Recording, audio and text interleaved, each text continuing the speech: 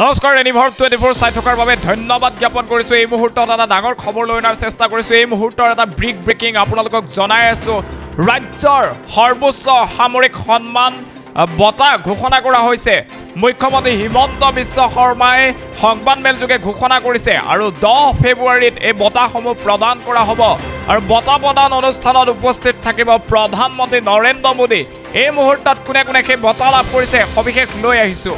ঘোষণা হল ৰাজ্যৰ সৰ্বোচ্চ অসামৰিক সন্মান আৰু সংবাদমেলযোগে ঘোষণা মুখ্যমন্ত্ৰী হিমন্ত বিশ্ব শৰ্মাৰ ৰঞ্জন গগৈলৈ অসম বৈভৱ বঁটা, ডক্টৰ কিষাণ চান্দ নৰিয়া, এলভি জালি হাজৰিকালৈ অসম সৌৰভ, হিমা দাস, নাদিৰাম দেউৰীলৈও অসম সৌৰভ বঁটা 10 ফেব্ৰুৱাৰীত প্ৰদান কৰা হ'ব বঁটাসমূহ আৰু বঁটা প্ৰদান অনুষ্ঠানত উপস্থিত থাকিব প্ৰধানমন্ত্ৰী। এই মুহূৰ্তত সেই খবৰ আমি জনাই আছো। ৰাজ্যবাসীক এই মুহূৰ্তত এটা ব্ৰেকিং নিউজ লৈ অনাৰ চেষ্টা কৰিছো।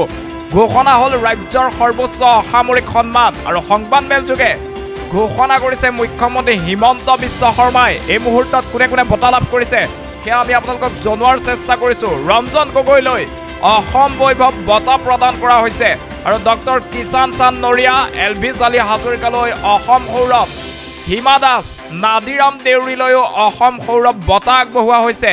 10 ফেব্ৰুৱাৰীত প্ৰদান কৰা হ'ব বঁটাসমূহ।